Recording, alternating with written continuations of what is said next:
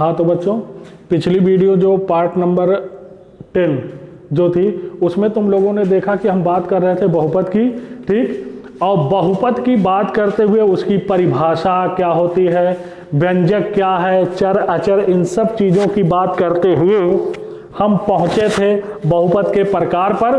और बहुपद के प्रकार की जो बात हम किए थे वो किए थे दो रूपों में, एक पदों के आधार पर, एक घातों के आधार पर। उसके बाद बात हुई थी शून्य घात बहुपद की, शून्य बहुपद की, शून्य बहुपद की। तो इन सब चीज़ों को जो है बहुत कायदे से जाने रहिएगा कि कब कोई व्यंजक बहुपद हो जाता है, व्यंजक क्या होता है, चर अचर, इन सब चीज़ों को जानना तो जरूरी है ही है, ठीक। अब हम उसी क्रम में आइए बात करते हैं, ठीक। किसी भी बहुपद का आरोही क्रम क्या होता है और किसी भी बहुपद का अवरोही क्रम क्या होता है, ठीक। तो चलिए बात करते हुए चलते हैं, आइए अब। अच्छा, बहुपद की घात की भी बात हुई थी पीछे, पिछली वीडियो में देखोगे तो बहुपद की घात की भी बात हुई थी, तो उसी पे आधारित है। आइए देखें, अब हेडिंग डाले बहुपद का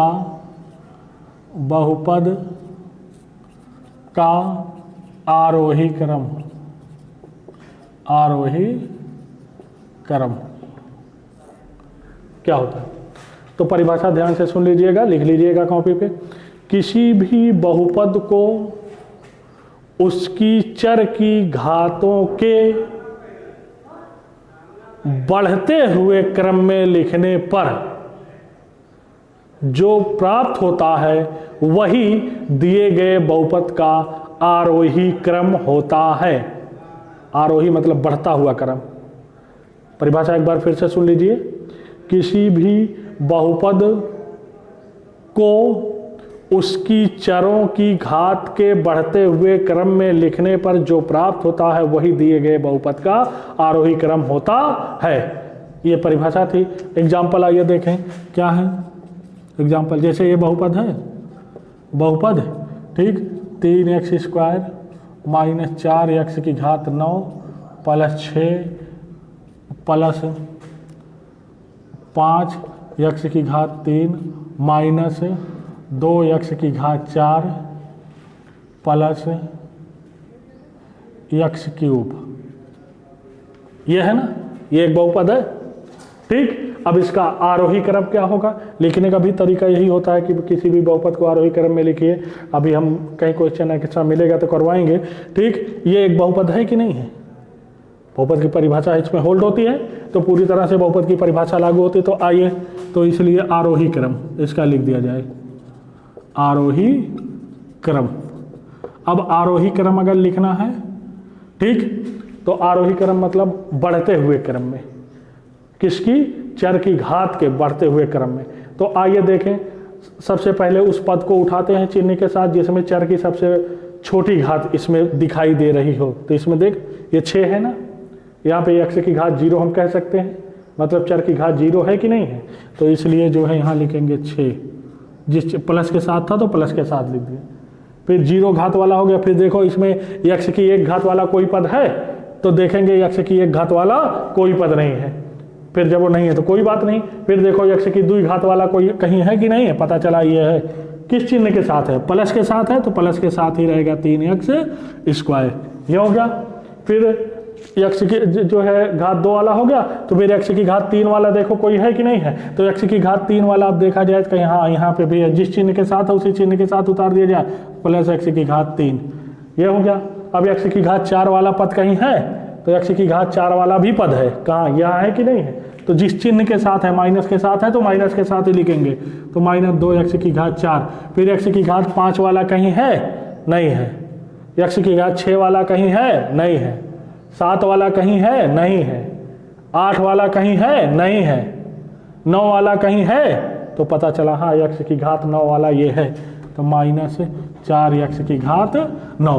क्या इससे भी बड़ी घात कोई है, तो 9 से बड़ी कोई घात नहीं दिखाई दे रही, तो बस यही बहुपद का क्या हो जाएगा, आरोही क्रम हो जाएगा, ठीक।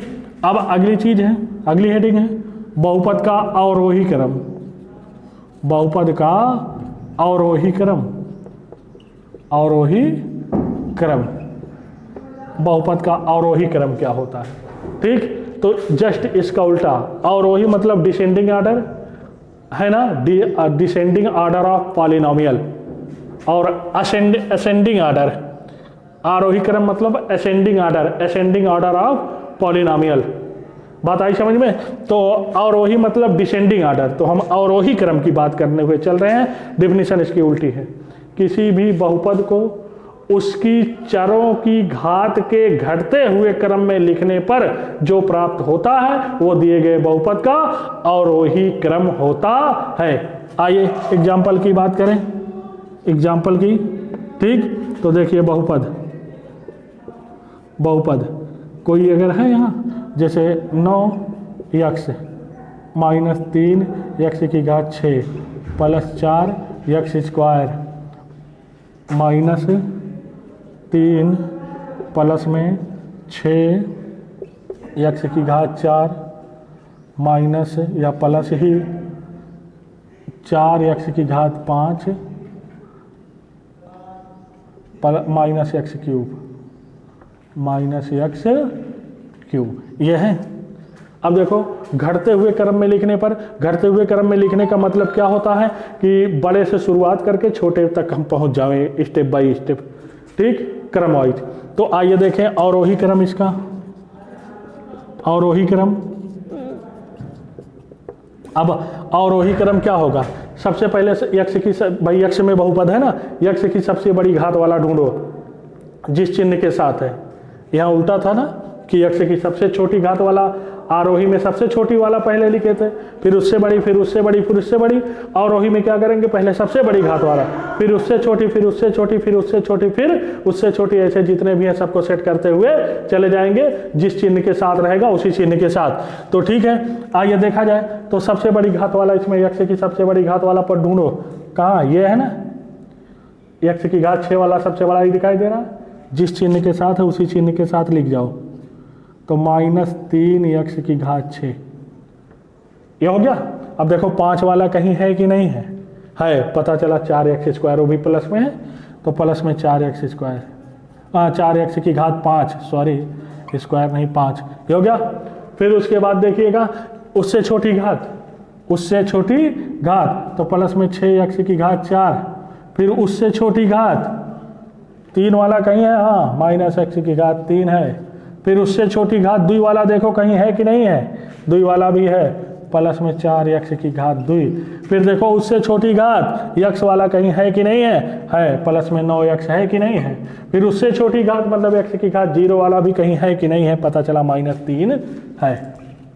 कहीं अगर कोई छूटा नहीं होगा, गलती नहीं हुई होगी, तो ये होता है बहुपद का अवरोही क्रम। तो हम उम्मीद करते हैं कि अवरोही क्रम भी तुम लोग समझ गए होगे, बहुपद का आरोही और अवरोही क्रम क्या होता है ये लिखना जान गए होगे। ठीक, अब अगर इतनी सब चीज़ों, इतनी थ्योरियाँ तुम लोग जो है अगर समझ गए हो, कि जान गए हो, तो आइए NCERT का जो है पहली प्रश्नावली जो बहुपद की है 2.1 उसको सॉल्व किया जाए। ठीक, तो तुम लोगों के पास हम उम्मीद करते हैं कि बुक होगी। अगर बुक नहीं है तो बुक ले लो। ठीक, अगर बुक नहीं है तो NCERT की ही बुक लेना, NCERT ही आपकी बात चलेगी। तो आइए फिर देखते हैं प्रश्नावली पे कैसे कैसे क्या है। ठीक, तो चलिए प्रश्नावली 2.1 पे चलते हैं और पहला क्वेश्चन पढ़ते हैं क्या कहता है। ठीक, याद रखिएगा इसी से रिलेटेड क्लास 10th में भी तुम लोगों को पढ़ना है, इसलिए ध्यान से हर चीज़ों को समझते हुए और करते हुए, मतलब उसका अभ्यास करते हुए चलिएगा। ठीक, तो आइए देखा जाए। अब जैसे प्रश्नावली है, प्रश्नावली ये कहती है कि निम्नलिखित व्यंजक में कौन कौन से एक चर में बहुपद हैं और कौन कौन से बहुपद नहीं हैं, कारण के साथ अपना उत्तर लिखिए। क्वेश्चन समझ गए होंगे। प्रश्नावली 2.1, प्रश्नावली 2.1। यहाँ पे क्या है कि हमारे पास कुल इसमें 5 क्वेश्चन हैं, मतलब 5 क्वेश्चन नंबर 1 में, क्वेश्चन नंबर 1 में 5 पार्ट हैं, 5 पार्ट, और इन 5 पार्टों को हमको देख करके ये बताना है कि कौन एक घात में बहुपद है, और वो एक घात में कह रहे हैं, सॉरी, कौन एक चर में बहुपद है और कौन बहुपद नहीं है। ये कन्फर्मेशन हमको करना है। तो कन्फर्मेशन करने के लिए हमको बहुपद की परिभाषा, बहुपद की डिफिनीशन मालूम होना जरूरी है, और जो हम पीछे बता चुके हैं कि कब बहुपद होता है। ठीक, तो सब अब ये बहुत से पदों से मतलब नहीं है बहुपद से। बहुपद से क्या है कि ऐसा व्यंजक या चर और अचर में ऐसा संबंध, व्यंजक को ही तो चर और अचर में संबंध कहते हैं, ऐसा चर और अचर में ऐसा संबंध जिसमें जिसके प्रत्येक पद में चर की घात एक पूर्ण संख्या हो, कामा वही जो है बहुपद कहलाता है। अब आइए लिखने का तरीका, उत्तर कैसे लिखोगे देखिएगा। सबसे पहले अभी हमको पता नहीं है कि ये बहुपद है कि व्यंजक है। वो व्यंजक तो ही है, क्वेश्चन व्यंजक कह रहा है तो व्यंजक है, बहुपद है कि नहीं है ये हमको नहीं पता। ठीक, तो आइए सबसे पहले लिखोगे व्यंजक, व्यंजक डैश करके।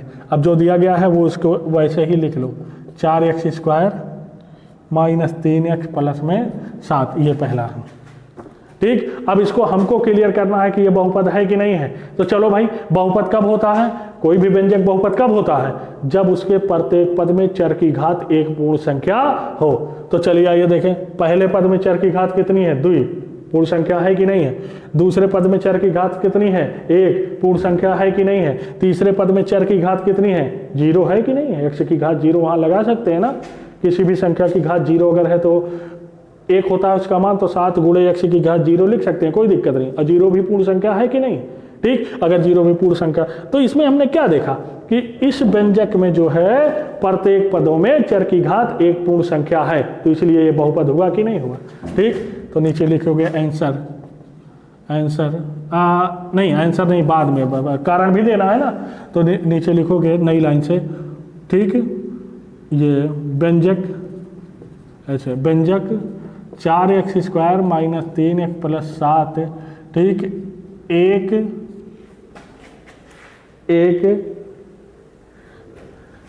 एक चर में बहुपद है, बहुपद है, एक चर में बहुपद है। क्योंकि ठीक, इसके प्रत्येक पदों में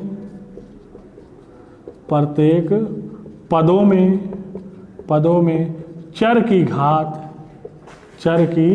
घात एक पूर्ण संख्या है, एक पूर्ण संख्या है। कारण भी हो गया, क्लियर, समझ में आया। व्यंजक ये जो है, तो आंसर लास्ट में लिख दीजिएगा बहुपद है, बस बहुपद है।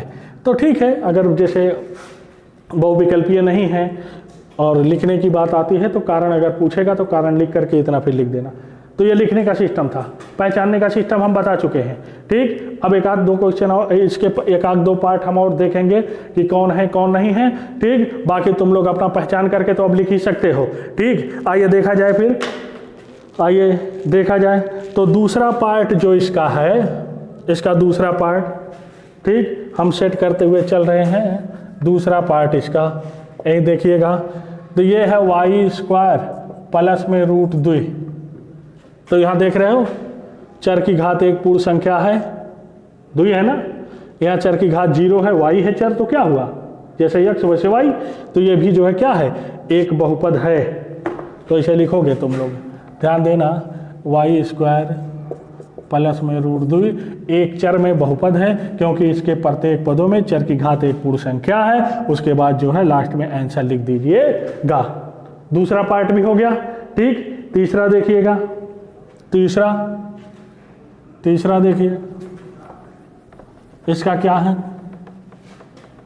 सबसे पहले लिखोगे व्यंजक, तो व्यंजक क्या दिया गया है, 3√t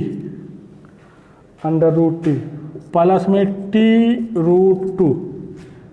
ठीक, कैसे लिखना है यहाँ देखना, पहले तो पहचानोगे। पहले पद में चर की घात कितनी है, 1/2 है ना। अंडर रूट का मतलब क्या, 1/घात 1/2। अंडर रूट का मतलब घात 1/2, तो ये घात 1/2 होगी। क्या 1/2 पूर्ण संख्या है, नहीं है। तो पहले ही किसी एक पद में अगर ये नियम फलाप हो जाए, पूर्ण संख्या ना मिले, तो वो बहुपद नहीं हो सकता। तो इसलिए जब यहाँ पे पहले ही पद में घात 1/2 मिल जा रही है जो कि पूर्ण संख्या है नहीं, चर की है ना, तो इसलिए जो है ये बहुपद नहीं हो सकता। तो आंसर लिख दोगे, आंसर लिख दोगे, ठीक। आंसर नहीं लिखोगे कि ऐसे लिखोगे, व्यंजक 3√t प्लस में t√2, ठीक, बहुपद नहीं है, बहुपद नहीं है, नहीं है, क्योंकि क्योंकि क्योंकि ठीक, क्योंकि क्योंकि पद 3√t में चर t की घात 1/2 है, जो कि पूर्ण संख्या नहीं है, संख्या नहीं है। ऐसे थोड़ा सा आंसर लिख दीजिएगा, बहुपद नहीं है, बहुपद नहीं है। कारक समझ में आ गया? तो इस तरह से इसका सिस्टम जो है सेट कर लीजिएगा। ऐसे जिस पद में रहेगा उसी पद की हम बात एकाक टुकी कर देंगे। कभी कभी 2 पद में भी हो सकता है, एकाक टुकी कर दोगे बस, जो है रीजन काफ़ी है। मामला समझ में आया? तो ऐसे ही तुम लोगों को जो है तीसरा पार्ट हो गया इसका। चौथा देखिए,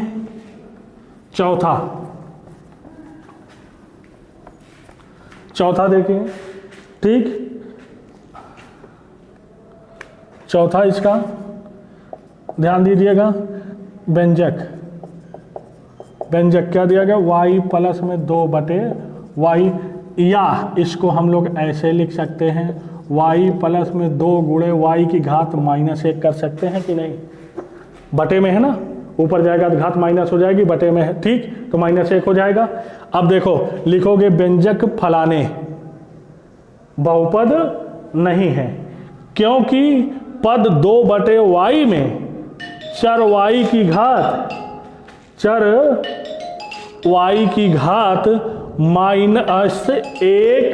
है, चर y की घात जो है -1 है, ठीक। उसके बाद आंसर लिख दीजिएगा कि बहुपद नहीं है। आगे देखिए, आगे देखिए, ठीक।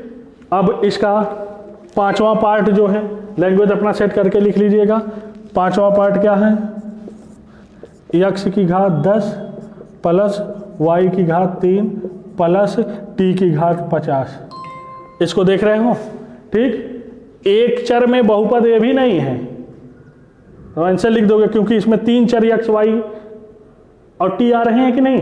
तो जब चर x y t आ रहे हैं तो ये भी एक चर में बहुपद नहीं है। तो लिख दोगे क्या कि एक चर में बहुपद नहीं है, क्योंकि इसमें 3 चर x, y, t मिल रहे हैं। तो आंसर लिख दोगे एक चर में बहुपद नहीं है।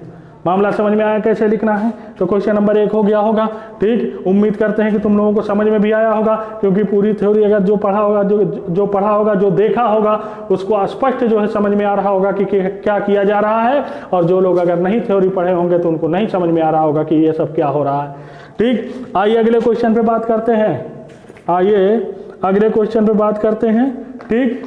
चलिए देखा जाए, यहाँ दिया है क्या क्वेश्चन, ध्यान से पढ़िए। तुम लोगों के पास अगर बुक होगी तो पढ़िएगा। देखिए हम क्वेश्चन पढ़ दे रहे हैं। कह रहा निम्नलिखित में से प्रत्येक में x² का गुणांक लिखिए। मतलब कुछ व्यंजक या कुछ बहुपद, चाहे व्यंजक हो चाहे बहुपद हो, दिए गए हैं। उसमें हमको ये पहचानना है कि उसमें x² का गुणांक क्या है। x² का गुणांक क्या है? गुणांक मतलब x² के साथ जो अंक गुणा में हो, चिन्ह के साथ। बात आई समझ में? तो आइए, जैसे देखो ऐसे तुम लोग देख लेना और लिख लेना। क्वेश्चन नंबर 2 का पहला लिखोगे व्यंजक। भाई अब चाहे वो बहुपद हो चाहे जो हो, व्यंजक में लिखा ही जा सकता है। व्यंजक क्या दिया गया है, 2 + x² प्लस में x, ये दिया गया है ना।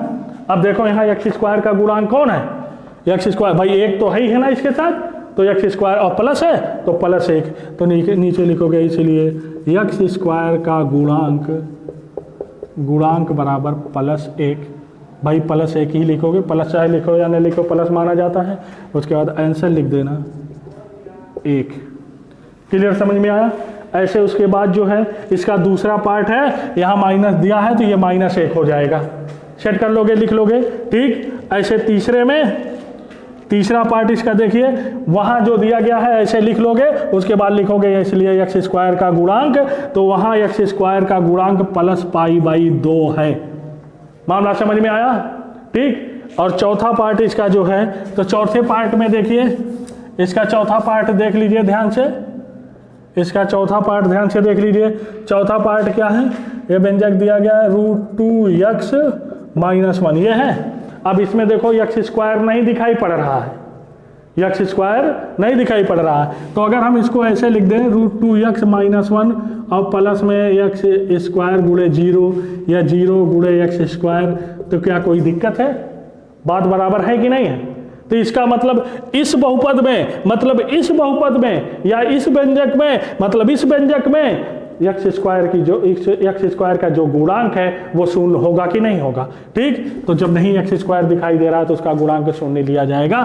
तो नीचे लिखोगे इसलिए एक्स स्क्वायर का गुणांक बराबर 0, आंसर लिखोगे 0। मामला समझ में आया?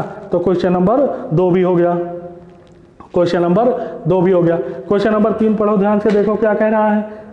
क्वेश्चन नंबर 3 इसी तरह से ध्यान से देखो क्या कह रहा है। कुछ नहीं है, पूरी थ्योरी अगर कंफर्म है तो आसानी से जो है तुम सेट कर सकते हो, पूरा हर क्वेश्चन को सॉल्व कर सकते हो, कोई दिक्कत नहीं है इस चैप्टर में, ठीक। तो आइए क्वेश्चन नंबर 3 को देखें। क्वेश्चन नंबर 3 को देखें क्या कह रहा है। क्वेश्चन नंबर 3 क्या कह रहा? कह रहा 35 घात के द्विपद का और 100 घात के एक पद का एक उदाहरण दीजिए। मतलब 35 घात का एक बहुपद हमको लिखना है। कितने घात का? 35 घात का। मतलब उस पद में जो चर की सबसे बड़ी घात है वो 35 होनी चाहिए, ठीक। और उसके साथ साथ वो द्विपद वाला होना चाहिए। एक ये लिखना है। दूसरा क्या लिखना है? 100 घात का एक बहुपद लिखना है। मतलब उस बहुपद में चर की सबसे बड़ी घात 100 हो और उसके साथ साथ वो एक पद वाला होना चाहिए, ठीक। तो आइए सबसे पहले क्वेश्चन नंबर 3, क्वेश्चन नंबर 3 लिखोगे क्या? 35 घात के, ठीक, द्विपदीय बहुपद का उदाहरण। द्विपदीय बहुपद का उदाहरण। देखो अब हम कई उदाहरणों की बात करते हैं। कुछ लोग ऐसे लिख देंगे 4 गुणे x की घात 35 - 1। यो सही है, सबसे बड़ी घात दिखनी चाहिए। कुछ लोग x की घात 35 प्लस में bx लिख देंगे, तब वो ठीक है। यो a b का मान जहाँ कुछ भी हो सकता है, ठीक। तो ये भी सही है, ये भी सही है। और कुछ लोग अगर ऐसे लिख देंगे 6x की घात 35 - 4x स्क्वायर, तो भी सही है। मतलब द्विपद होना चाहिए पहली बात, और दूसरा जो है उस बहुपद में चर की जो सबसे बड़ी घात वो 35 होनी चाहिए। तो सब नियम देखो, द्विपद इसमें भी है, चर की सबसे बड़ी घात 35 इसमें भी है, चर की सबसे बड़ी घात 35 इसमें भी है कि नहीं है, ठीक। तो कुछ भी लिख जाइएगा तुम लोग इसी हिसाब से। आइए तो हम जो है एक अपने मन से ऐसे लिख दे रहे हैं -3x की घात 35 प्लस में 2x, यही आंसर हो जाएगा। -3x की घात 35 प्लस में 2x। यहाँ तक मामला समझ में आया कि नहीं आया? अच्छा आइए अब देखिए पुनः 100 घात का एक पदीय बहुपद।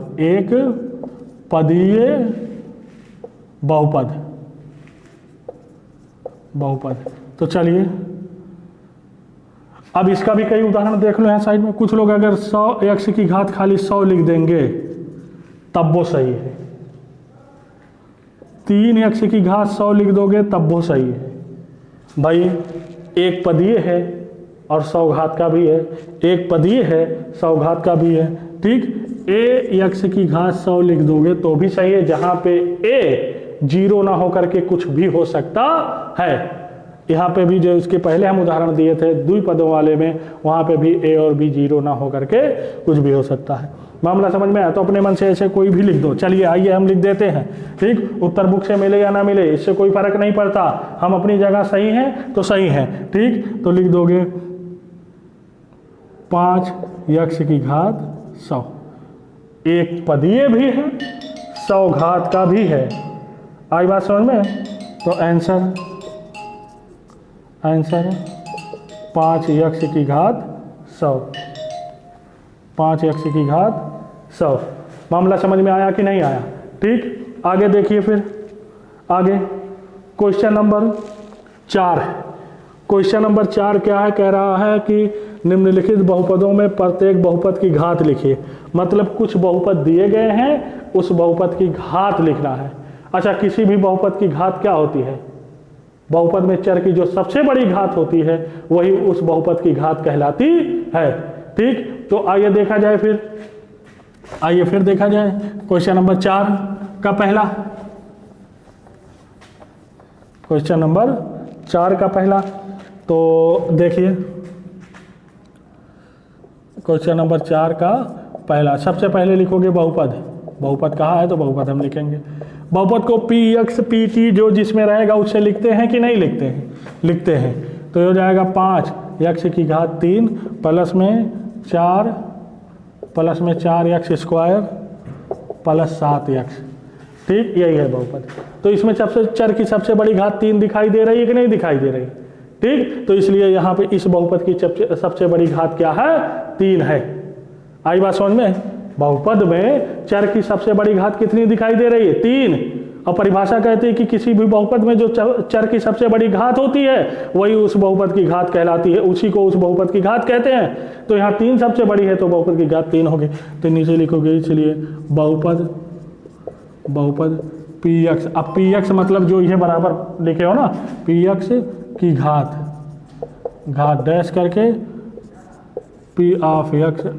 भाई हमने कहा था ना बड़े ब्रैकेट में प्रदर्शित करने का मतलब एक बहुपद px है उसकी घात बराबर 3।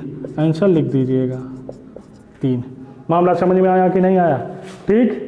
ऐसे ही देख करके दूसरा तुम लोग कर सकते हो। इसका बहुपद है y में है तो y लिखिएगा, ठीक। और उसके बाद यहाँ क्या है 4 माइनस वाई स्क्वायर, तो बहुपद पी वाई की घात यहाँ पी वाई हो जाएगा, यहाँ पे भी क्या है पी वाई हो जाएगा। और घात दुई है कि नहीं है? सबसे बड़ी घात दुई है तो दुई होगी, आंसर हो जाएगा। मामला ये भी समझ में आया होगा, ठीक। ऐसे तीसरा वाला पीटी के रूप में दिखाइएगा, एक घात का है, ठीक। चौथा वाले में देखो खाली 3 है, लिखने का सिस्टम यही लिखिएगा, ठीक। पी एक्स बराबर दिखा लीजिएगा ऐसे, पी एक्स बराबर चौथा पार्ट लिखोगे बहुपद पी एक्स बराबर 3 दिया गया है। अब यहाँ देखो चर की सबसे बड़ी घात 0 है कि नहीं है?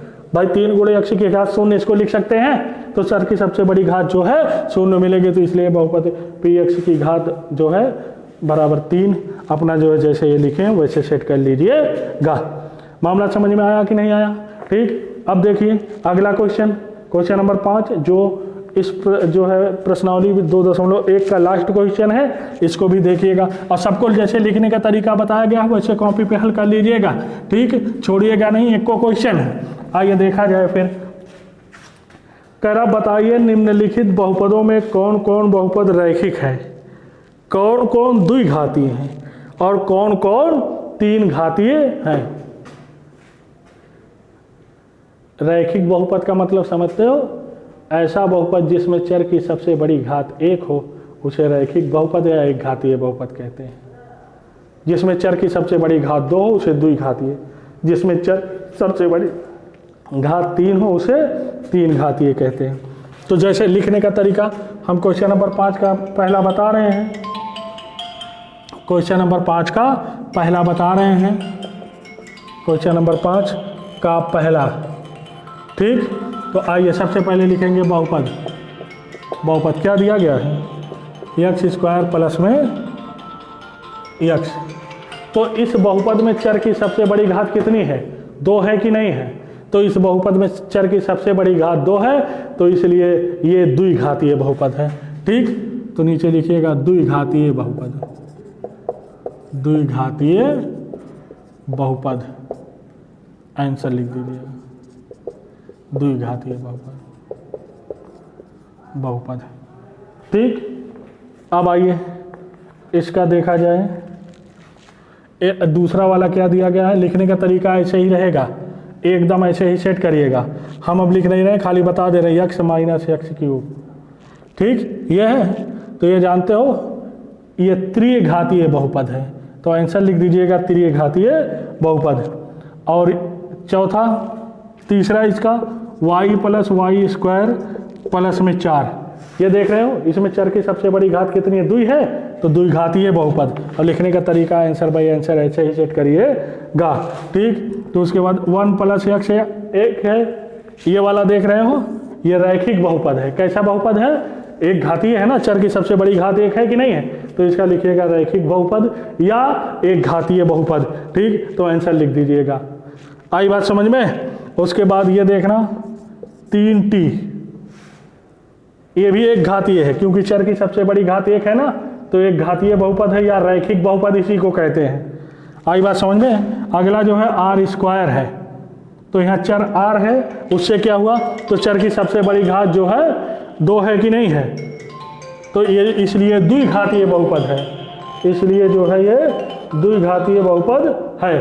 मामला समझ में आया। और उसके बाद जो है 7x क्यूब लास्ट वाला जो है, ये इसमें चर की सबसे बड़ी घात 3 है, तो इसलिए 3 घातीय बहुपद है। लिखने का सिस्टम जो है आंसर बाई आंसर ऐसे ही रखिएगा।